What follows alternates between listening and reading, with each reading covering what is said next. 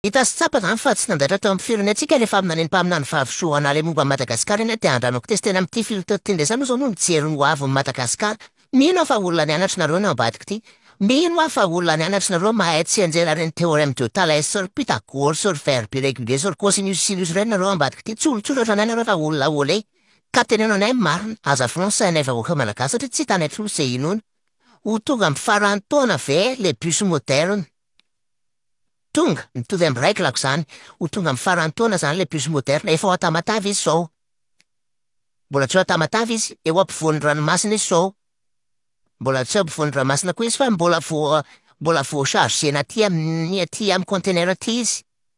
Mbola chargena izy zany fa manana 2 semaines eo zany izy tonga any.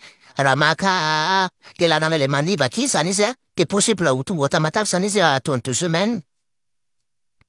Tsy tonga, fa inona indray le tonga? Ankoatran'ny raiklako de inona le ho tonga amin'ny farany taona? Aza manao zay matezitra. Ho tonga amin'ny herintaona, amin'ny farany taona amin'ny herintaona.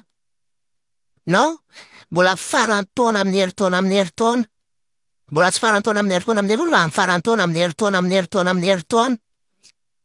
Aitonao iny fa raha miteny hoe oui na non fa tsy hoe aitonao. Mbola ho tonga amin'ny farany taona amin'ny herintaona amin'ny herintaona amin'ny herintaona.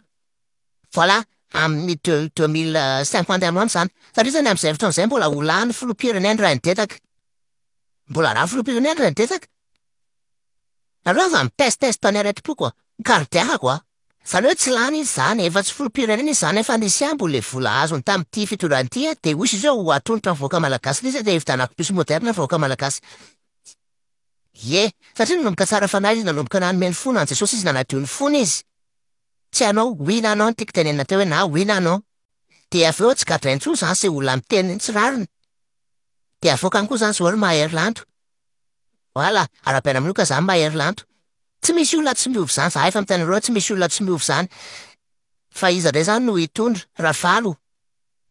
Tsy asiana andreny intsony fa na André zany na hoe Rafalo de avy eo indray Rajoelina de miakatra indray Rafalo de asorany Rajoelina de miakatra indray Rajoelina de asorany Rafalo.